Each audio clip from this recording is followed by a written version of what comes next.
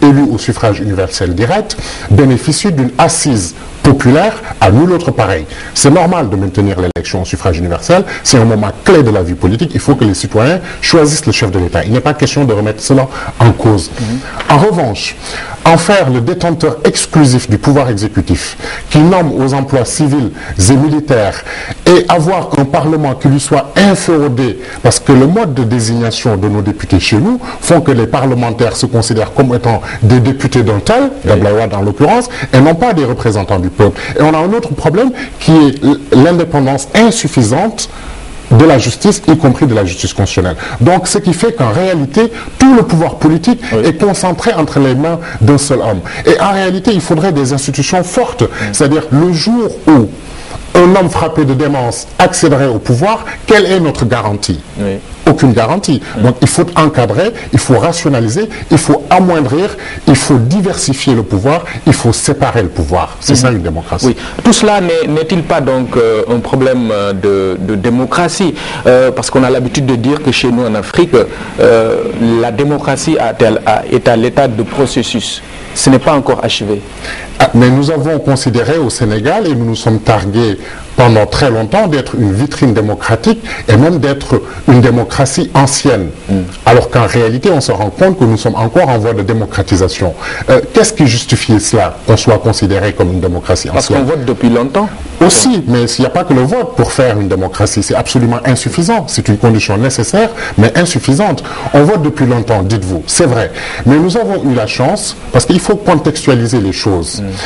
Lorsque le premier président Senghor était au pouvoir, on était entouré très souvent de dictatures, parfois sanguinaires. Il quitte le pouvoir alors que d'autres s'accrochaient au pouvoir. Donc relativement, comparativement, on a pu dire que c'était une démocratie. On peut dire ce qu'on veut du régime de Diouf, c'était pas non plus une dictature sanguinaire. Il quitte le pouvoir après avoir été battu à des élections. 12 ans après, on considère, certains, les opposants, considèrent que le chef de l'État n'avait pas la possibilité de se présenter.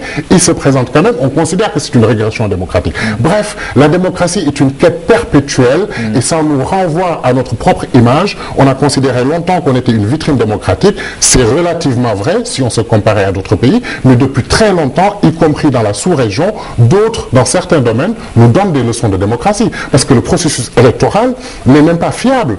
On a des tensions pour savoir est-ce qu'un tel peut être candidat ou non. Je veux dire, ce sont des problèmes dans la sous-région qui sont réglés ailleurs. Donc ça nous invite à un peu plus de modestie. La démocratie est une quête perpétuelle. Et le Sénégal méritait mieux. Oui. Pour parler du Sénégal, justement, au-delà du constat noté en Afrique de façon générale, alors, quelle est la spécificité qui explique, par exemple, cette tension qu'on a notée avant le démarrage de cette campagne électorale?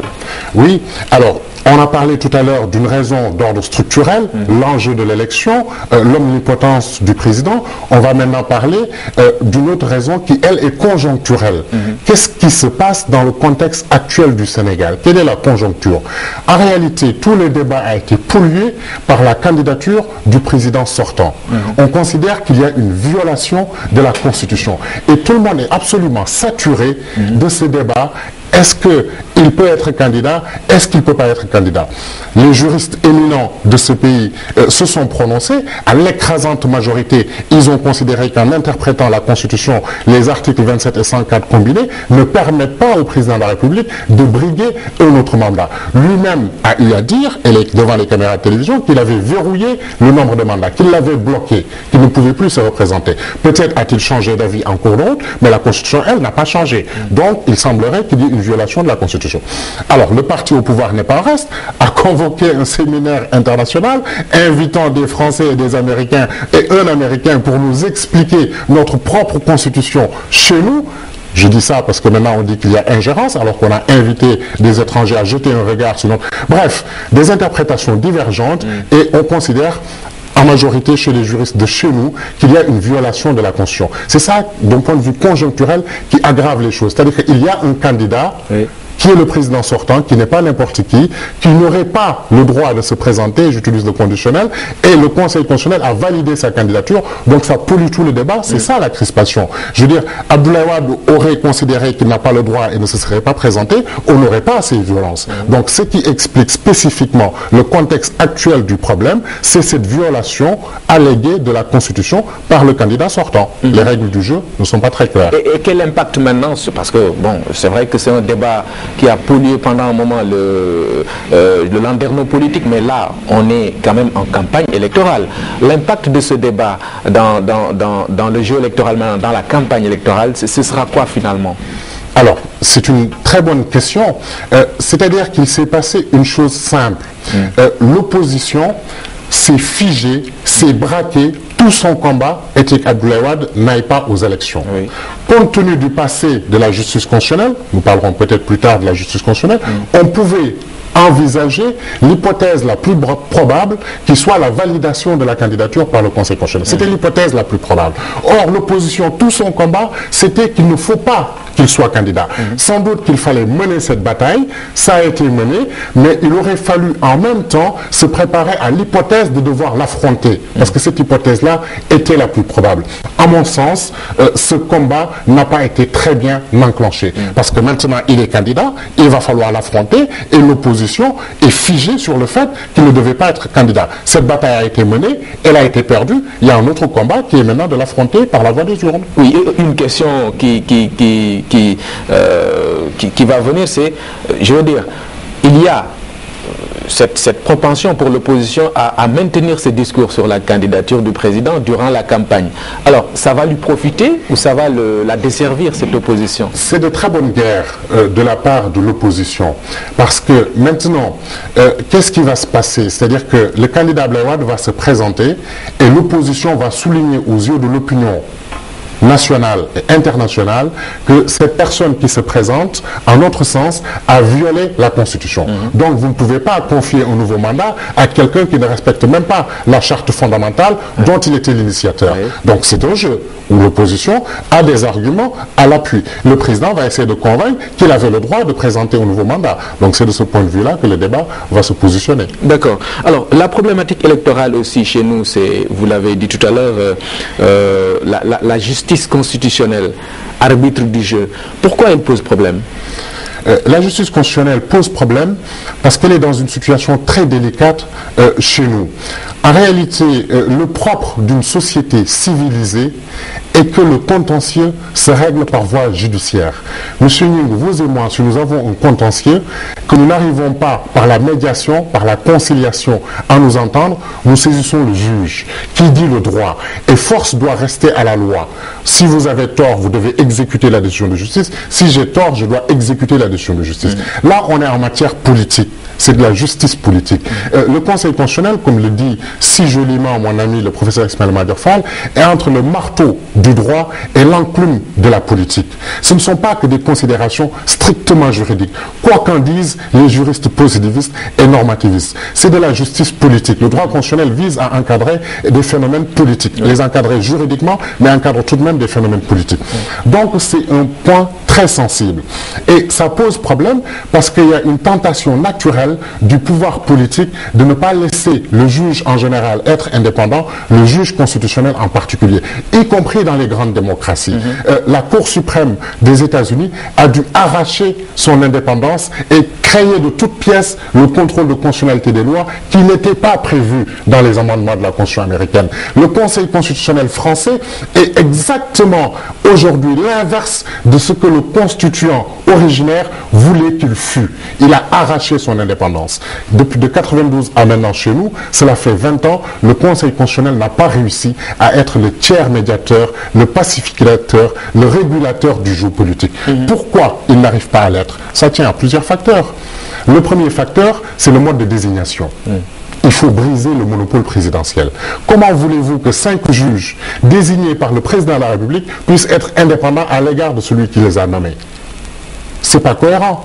Il faudrait une vraie cour constitutionnelle, non pas 5 personnes, mais 9 personnes, pour permettre une variété des opinions et qui sont désignés par plusieurs sources. Le chef de l'État peut continuer à en désigner, des avocats peuvent être désignés par le barreau, des magistrats par le Conseil supérieur de la magistrature, des professeurs d'université de droit constitutionnel. Nous avons un Conseil constitutionnel sans aucun constitutionnaliste. Ça, quand même, il faut le faire. Des universitaires désignés par les assemblées des universités, etc. Des personnalités de la société civile qui sont illustrées dans la défense des droits fondamentaux. Bref, briser le monopole présidentiel, élargir, rendre plus important et élargir le champ de compétences. Parce que pourquoi il y a une défiance vis-à-vis du Conseil constitutionnel?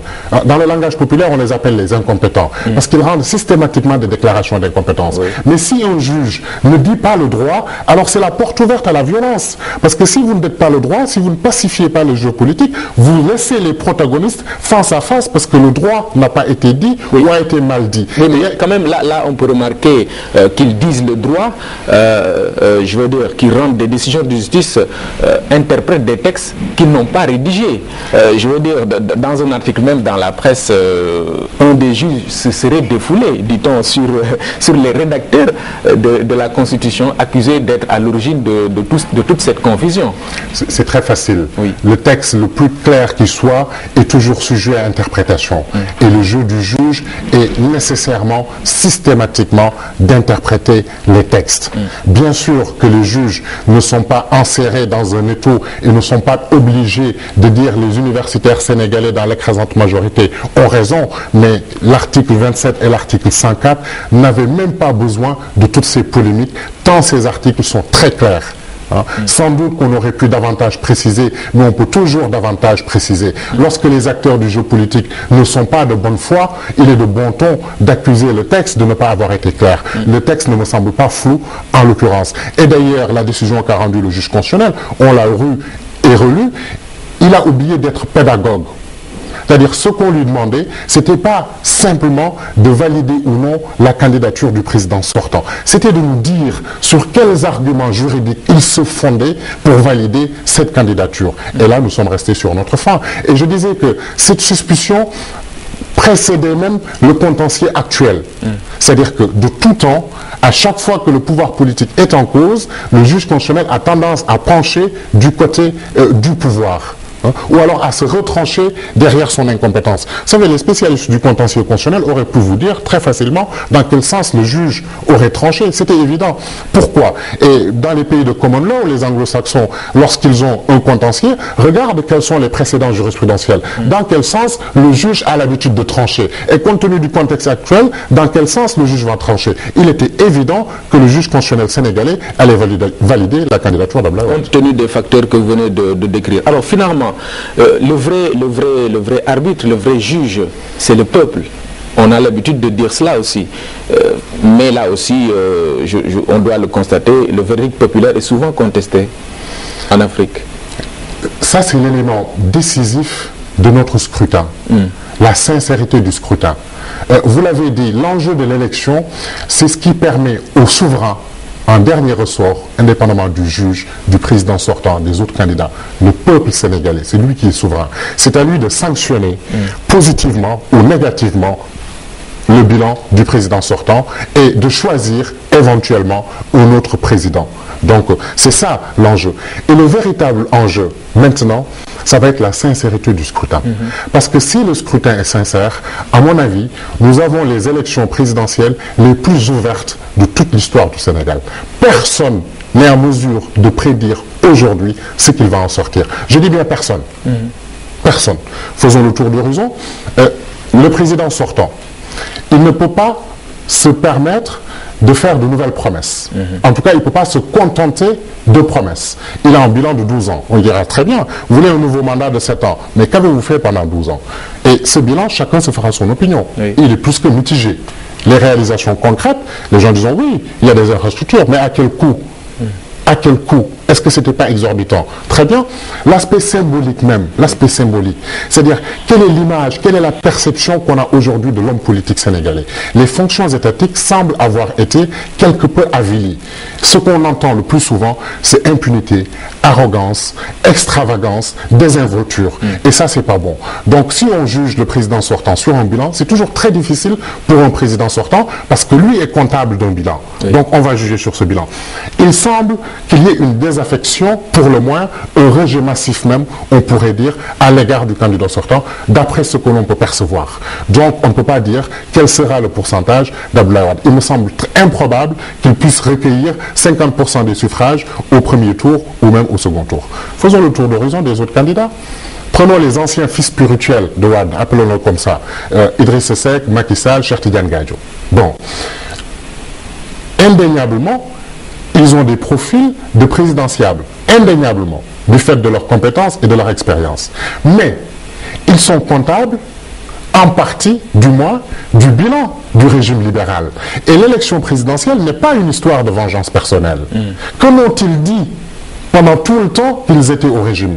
Donc, ils vont devoir s'expliquer par rapport à ça devant le peuple sénégalais. Ce n'est pas une histoire de vengeance, l'élection présidentielle. Ils ont des profils très intéressants, mais en partie, à des degrés divers, ils sont aussi comptables de ce bilan. Si Wade est sanctionné, je crains qu'il le soit aussi. Oui. Les candidats de Benno, s'ils avaient réussi l'unité, la messe aurait été dite, à mon avis. Ce qui n'est pas le cas. Ils n'ont pas réussi l'unité. Et que se dit l'électeur que je suis? Je ne peux pas parler pour tous les Sénégalais. Qu'est-ce que je me dis? Une simple chose. Ils disent que l'intérêt supérieur de la nation, c'est le départ de Wade. C'est une catastrophe, c'est une calamité, c'est le chaos, etc. Bref, l'intérêt supérieur de la nation, c'est le départ de Wade. Très bien. Ils n'ont pas réussi à faire taire leurs ambitions personnelles pour servir l'intérêt supérieur de la nation.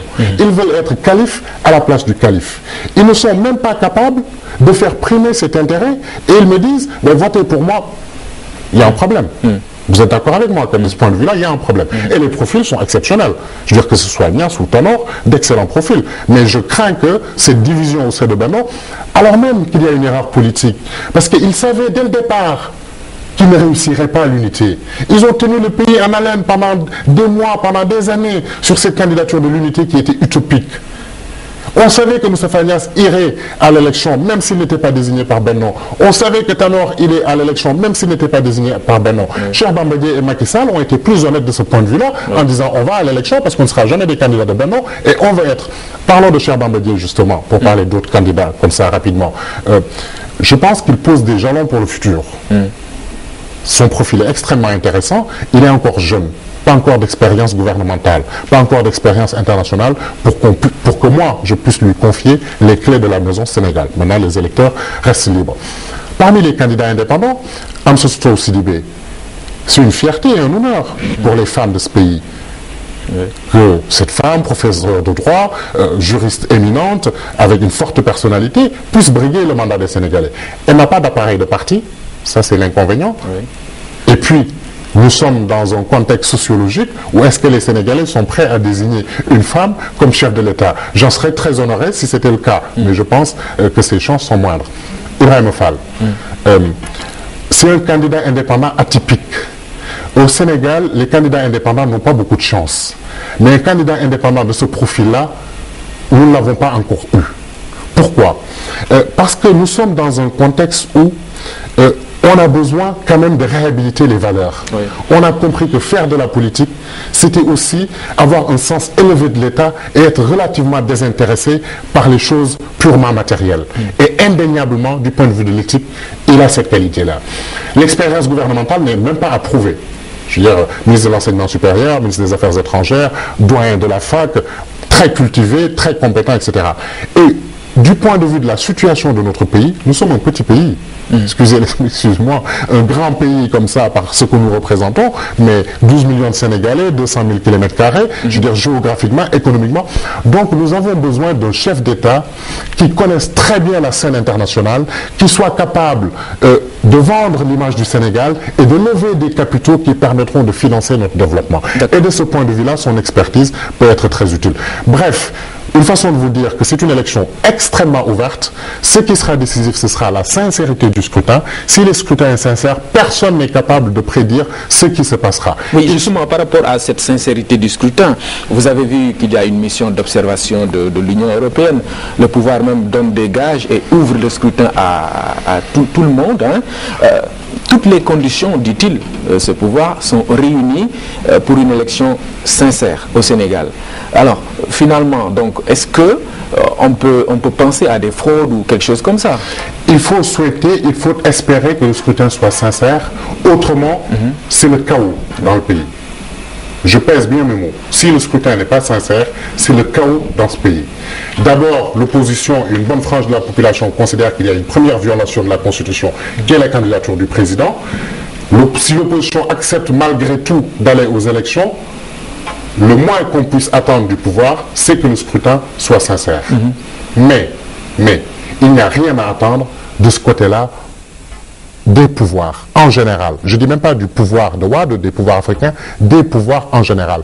Tout pouvoir politique est tenté de tripatouiller, excusez l'expression, les règles du jeu électoral pour conserver le pouvoir, y compris dans les grandes démocraties. Même si c'est parfois difficile de prouver cela aussi. C'est l'enjeu politique qui est colossal. Souvenez-vous, aux États-Unis, Bush contre Gore. Vous vous rendez compte? En France, peut-être pas dans des élections présidentielles, mais dans des élections locales, très souvent le Conseil d'État considère que quelqu'un a fraudé ou a triché. Oui. Cette tentation existera. Si le pouvoir peut maintenir le pouvoir en jouant avec les règles du jeu, il ne vaut pas s'en priver. C'est à l'opposition d'être vigilante. C'est-à-dire, le fichier électoral a été contrôlé. Le code électoral est absolument consensuel, sauf l'histoire du bulletin unique. On nous dit, mais si Wade va aux élections, il ne faut pas aller contre lui aux élections, parce que de toute façon, il a déjà fraudé. Pourquoi il aurait fraudé? En 2009, au local, ils ont bien perdu. En 2007, l'opposition avec des fraudes qu'il n'a pas été en mesure de prouver. Si l'opposition et les observateurs internationaux ne sont pas en mesure de faire en sorte que la tentation de fraude ne se réalise pas, alors ils auraient échoué dans leur mission. Mais ça, il ne faut pas attendre du pouvoir qu'il leur facilite les règles du jeu. Il faut pas être naïf. Oui. Au-delà de cette sincérité du scrutin, je suis toujours à la différence, je veux dire, à ce qui fera la différence dans cette élection présidentielle.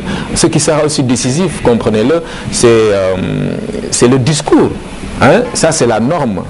Il est évident que dans une campagne électorale, on doit, je veux dire, apporter un discours pertinent sur les programmes, sur les projets de société. Alors, est-ce que, au vu du contexte, vous pensez que les candidats vont y aller, vont tenir des discours vraiment qui soient utiles au peuple sénégalais? Vous savez, la campagne électorale est très brève. Quelques semaines, est-ce que ça donne 3 semaines? Est-ce que ça donne la possibilité vraiment de juger un candidat et un programme? Combien de Sénégalais lisent les programmes? Combien de Sénégalais ont lu les programmes? Très peu entre nous. Bien sûr que le discours est décisif, parce que c'est à travers le discours qu'on va voir la personnalité et éventuellement le projet. Qu'est-ce que vous voulez faire du Sénégal? Comment est-ce que je veux le Sénégal? Quelles sont les idées que je défends? Et quel est le candidat le plus à même de défendre ses valeurs, de relancer le développement économique du Sénégal? Vous voyez? C'est ça, donc le discours électoral est absolument primordial. Mais il a été vicié, je vous le dis. Jusqu'ici, l'opposition s'est absolument focalisée sur la candidature du président. Il fallait mener cette bataille, mais il fallait envisager l'hypothèse la plus probable qu'il soit candidat, qu'il faille l'affronter. Imaginons même qu'Abdoulaye Wade soit battu, disqualifié. Mais il y a foule d'autres candidats. Quels vont être les critères de choix?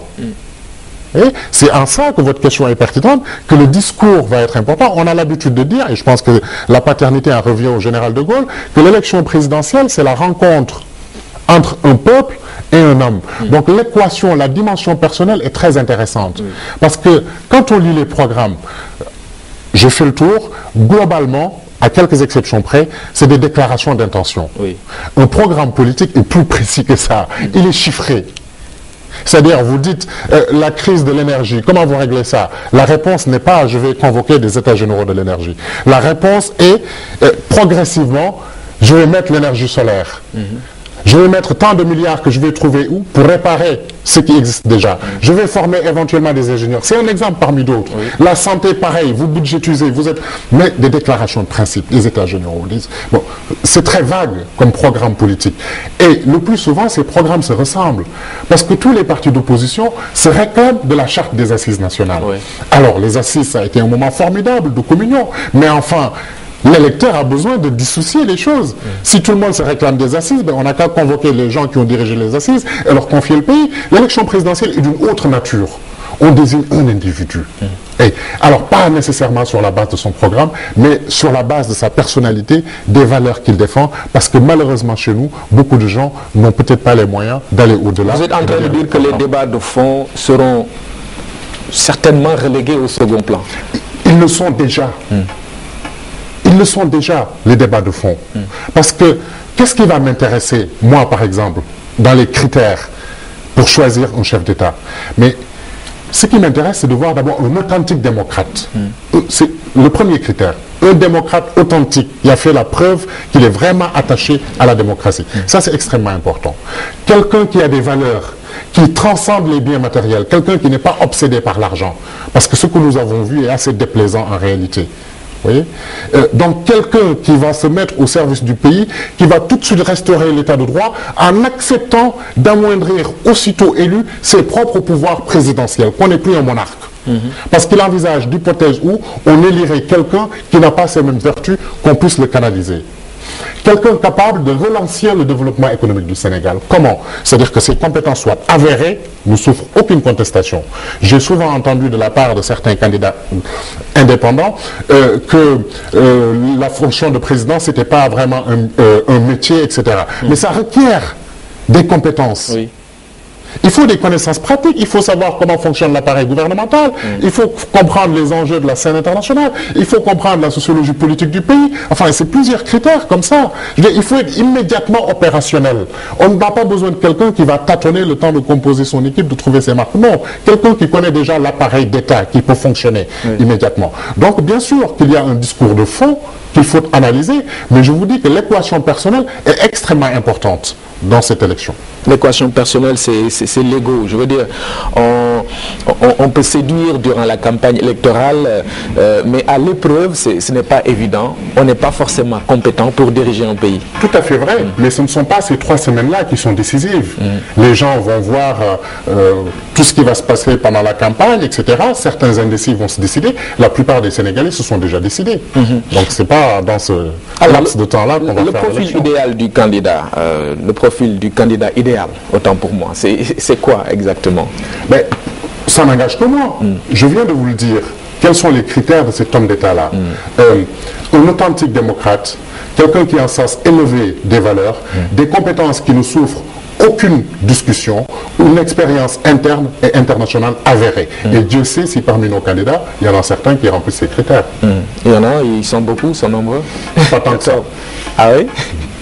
Bon, je ne vous demanderai pas d'en citer parce que vous risquez de vous attirer des foudres. Alors, comment appréciez-vous, là nous sommes sur un autre débat, les positions des pays occidentaux dans le jeu démocratique, dans le jeu électoral chez nous? C'est une question très intéressante. Le pouvoir en place dénonce ce qu'il appelle des ingérences dans les affaires intérieures de notre pays. Qu'ont dit les Occidentaux, la France et les États-Unis, qu'ils regrettaient que toutes les sensibilités ne soient pas représentées, évoquant certainement le fait que Youssou N'Dour ait été écarté de la compétition, et qu'ils pensent qu'une alternance générationnelle devrait se produire au Sénégal. Le pouvoir considère que c'est une ingérence. Vous savez, il est vrai que les États sont encore souverains, mais la souveraineté absolue est terminée. Et plus aucun État, en particulier en Afrique, ne peut considérer que les élections sont une affaire purement domestique. Le cas emblématique de la Côte d'Ivoire l'a révélé. Plus aucun chef d'État ne peut faire ce qu'il veut chez lui en disant aux autres, circuler, il n'y a rien à voir. Plus aucun chef d'État africain, parce que je relève là un argument défendu par quelqu'un qui disait, mais Sarkozy, il est au plus bas, Obama, presque idem, mais on n'entendra pas, par exemple, au Sénégalais dire, élever la voix pour dire, bon, Sarkozy doit partir ou Obama doit partir. Sarkozy ou Obama ne sont pas accusés d'avoir violé la charte fondamentale sur un point aussi crucial que de solliciter un nouveau mandat. Donc il y a cette différence fondamentale. Même s'il l'avait fait, un Africain serait mal placé pour le dire. Hein? Rien ne lui aurait empêché de le dire. Oui. Sauf que dans ces cas de figure-là, il y a des juges et on règle le contentieux d'un point de vue interne. Et on n'est pas la risée du monde. Vous vous rendez compte? On est au Sénégal en 2012 et nous avons des manifestations de cette envergure, nous avons des crispations, des tensions, des violences, des morts pour une élection présidentielle, dans un pays qui se targue de voter depuis le 19e siècle. Et après on dit que c'est une ingérence dans les affaires intérieures. Donc ce qui a été dit, je reprends ce que je vous disais, oui. La souveraineté n'est pas absolue. Plus aucun chef d'État ne peut faire ce qu'il veut chez lui, et c'est heureux ainsi. C'est heureux ainsi. Si effectivement il y a une ingérence, ça se saurait. Mais il y a ce qu'on appelle des clauses de conditionnalité démocratique. Le Sénégal est signataire de traités internationaux. La Déclaration universelle des droits de l'homme de 1948 demande des élections libres. Le pacte onusien sur les droits civils et politiques de 1966 demande des élections libres. La Charte africaine des droits de l'homme et des peuples de 1981 demande des élections libres. La Charte de la CEDEAO, protocole sur la bonne gouvernance, la démocratie et les élections, demande des élections libres. Le Sénégal est signataire de toutes ces chartes. On ne fait que lui rappeler ses engagements internationaux en disant il faut que les élections soient libres. Maintenant, le fait de demander à un homme de 85 ans qu'il est peut-être temps de passer la main, ce n'est pas une ingérence outrancière. Je considère personnellement que c'est même des conseils d'amis. Ce sont des conseils. Wade va aux élections avec plusieurs handicaps. J'ai déjà évoqué le bilan. Chacun fera son appréciation. Pour moi, il est plus que mitigé. L'autre chose, c'est qu'il va aller aux élections en apparaissant comme étant celui qui a violé la Constitution, qui veut se maintenir au pouvoir, qui est à tordre la main du Conseil constitutionnel. Ce n'est pas très bon sur son image. Mais surtout, même ceux qui voudraient voter pour lui, qui sont séduits par le bilan, qui sont des wadistes, etc., mais peuvent se poser une question. Il a 85 ans. Il sollicite un mandat de 7 ans. Il aura 92 ans. Ben écoutez, c'est un conseil d'admissage que de lui dire, mais Monsieur le Président, peut-être qu'il faudrait, d'autant que sinon, vous allez mettre le pays dans le chaos. Donc il n'y a pas d'ingérence. D'accord. Je finis. Oui. Sur cette affaire d'ingérence, qui a convoqué des experts occidentaux? Ce n'étaient pas des officiels, d'accord. C'est des universitaires, moyennant des honoraires, qui sont venus nous expliquer, chez nous, ce qu'il fallait comprendre de notre propre constitution, parce que ça les arrangeait. Maintenant qu'il y a des voix officielles qui s'élèvent, qui disent un peu le contraire, on parle d'ingérence. Il faut savoir, si on se respecte et qu'on est respectable, on n'a pas besoin de recourir à une expertise étrangère quand ça nous arrange, et critiquer quand ça ne nous arrange plus. Oui. Il faut avoir une certaine cohérence en politique. En parlant de voix officielles, là je reviens à la spécificité même du Sénégal. On a vu qu'on a des chefs religieux qui régulent tout le temps le débat politique. Je veux dire, ça aussi c'est un plus qu'on a ici au Sénégal sur les autres. Le fait que des chefs religieux, des régulateurs soient entendus lorsqu'il y a un problème dans ce pays. C'est vous qui considérez que c'est un plus. En tout cas, c'est un fait. De tout le temps, il y a eu ce jeu de pacification, de régulation, qui est plutôt une chose positive. L'interrogation de certains électeurs que j'ai entendu, c'est pourquoi ils ne se prononcent pas clairement sur ce débat, parce qu'autrement il va y avoir le chaos. Donc on attend de voir s'ils vont continuer à jouer ce rôle de régulateur et de pacificateur. D'accord. J'ai oublié de vous interpeller sur un fait. Et un constat qu'on a fait aussi, c'est la montée un peu de ce qu'on appelle des mouvements de jeunes, des rappeurs dans cet espace politique. Entre l'opposition et le pouvoir, on a vu un certain mouvement qui s'appelle Y en a marre venir jouer un rôle dans cet espace politique. Qu'est-ce qui explique cela ?